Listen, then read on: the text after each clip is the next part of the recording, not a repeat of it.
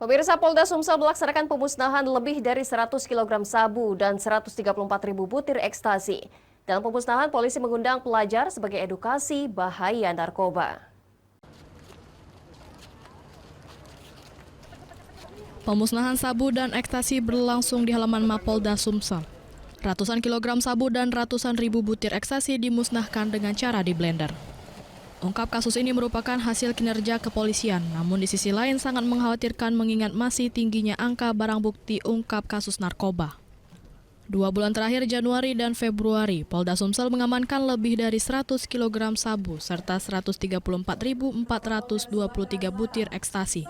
Ungkap kasus ini berdasarkan dari 12 laporan kepolisian dengan 22 tersangka yang diamankan, termasuk tersangka pasangan suami istri yang menjadi bandar sabu. Dari tangan Pak Sutri ini saja, polisi mengamankan 111.642 kg sabu, serta 134.195 butir ekstasi. Sebelumnya, polisi menangkap rekan pelaku saat berkendara. Hasil pengembangan, polisi menggerebek kediaman bandar Pak Sutri dan didapati sabu di dalam lemari. Polda Sumsel sudah melarang musik remik dalam setiap hajatan. Dengan adanya musik remik tersebut terindikasi mengundang para pengguna narkoba.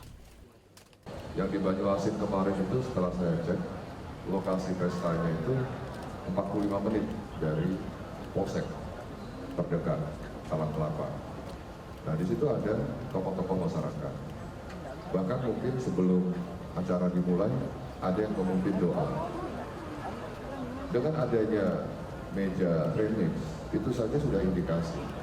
Nah, masyarakat kita kalau nggak ada remix nggak rame ya. Saya sudah melarang, karena apa? Remix itu akan mengundang pemakaian narkoba. Saat pemusnahan narkoba, Polda Sumatera Selatan sengaja mengundang para pelajar sebagai edukasi kepada generasi penerus akan bahaya narkoba. Dari Palembang, Firdaus, iNews melaporkan.